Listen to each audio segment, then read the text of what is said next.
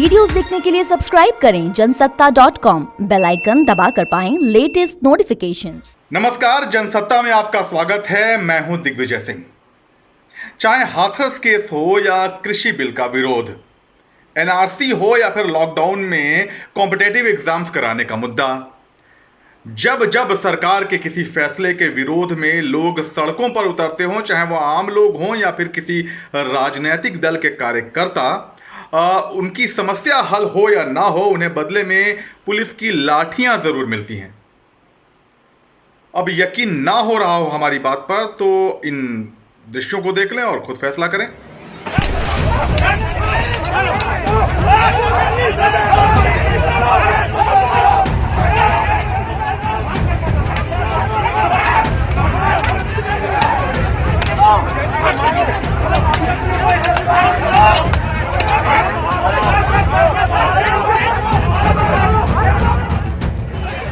देखा आपने पुलिस का भंडारा खुला और सरेआम प्रसाद मिला।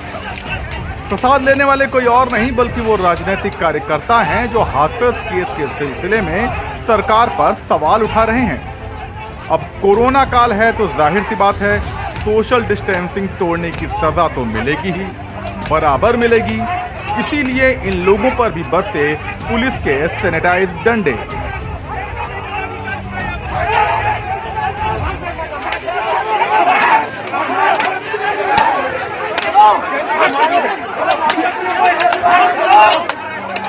देखिए, किसी तरह की धारणाएं मनुष्य अपने मन के मुताबिक नहीं बनाता। उसे जो कुछ दिखाई देता है उसके आधार पर वो धारणा बनाता है। जो कुछ वर्तमान में दिखा है और सरकारों ने जिस तरह से अपने बल का प्रयोग किया है विरोध के स्वर को दबाने के लिए, यह कहने में हम मजबूर हुए हैं कि सरकार विरोध के स्वर को ज़बरदस्ती दबाना चाहती है।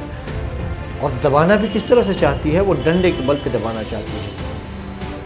वर्तमान में जिस घटना को ध्यान में रख के हम बात कर रहे हैं, यह कहने में कोई गुरेज नहीं है कि जिस तरह से, चाहे वो राहुल गांधी हो, प्रियंका गांधी हो या अन्य, जयंत चौधरी की बात कर लें, जिस तरह से डंडे चलाए गए, क्या यह उचित था? ठीक है, ऐसी घटनाओं पर राजनेता राजनीति करते हैं, लेकिन राजनीति किसके लिए? मैं समझता हूं कि एक दलित, दबे, कुचले और वंचित के लिए यदि कोई राजनीति कर रहा है तो राजनीति होनी चाहिए और जम की राजनीति इस पर होनी चाहिए। पुलिस का विरोध करने पर बदसलूकी का शिकार होने वाले आम राजनीतिक कार्यकर्ता ही नहीं, राहुल और प्रियंका गांधी सरीखी हस्तियां भी हैं जिन्हें Z+ कैटेगरी की सुरक्षा हासिल है। तो क्या सरकारी फैसलों का विरोध करना अब अपराध हो गया है? वरिष्ठ पत्रकार प्रेम कुमार इसकी वजह कुछ इस तरह से बताते हैं। अंग्रेजों ने जो पुलिस सिस्टम हमें दिया, वो सिस्टम आज भी हम कैरी कर रहे हैं। जाकर इंग्लैंड में देखिए, पुलिस जो जनता के लिए, जनता की सेवा के लिए खड़ी होती है, लेकिन हमारे देश में पुलिस सरकार की लठायत बनकर खड़ी होती है। सरकार क्या चाहती है वो पुलिस सूंघ लेती है और उसके हिसाब से आचरण करती है। विपक्ष के जो राजनीतिक दल हैं, राजनीतिक कार्यकर्ता हैं, वो पुलिस के लिए दुश्मन हो जाते हैं। सत्ता में कोई रहे, विपक्ष में कोई रहे, फर्क नहीं पड़ता। हर तस्वीर की तरह इस लाठी वाली तस्वीर का भी दूसरा पहलू है और उस पहलू पर वरिष्ठ पत्रकार विपिन शर्मा का कहना कुछ यूं है।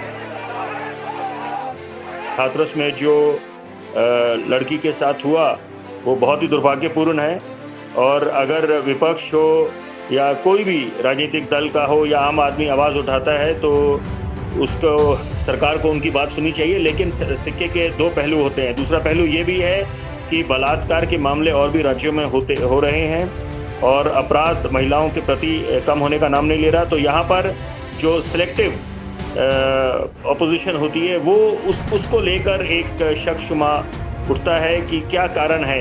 महिलाओं के खिलाफ जो भी अपराध होते हैं तो उसका एक ही सुर में सुर मिलाकर उसके खिलाफ आवाज़ उठानी पड़ेगी।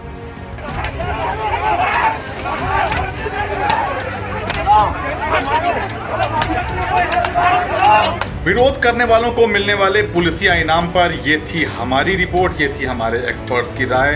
आपकी राय क्या है ये कमेंट सेक्शन में हमें जरूर बताइएगा और बाकी खबरों के लिए देखते रहिए जनसत्ता।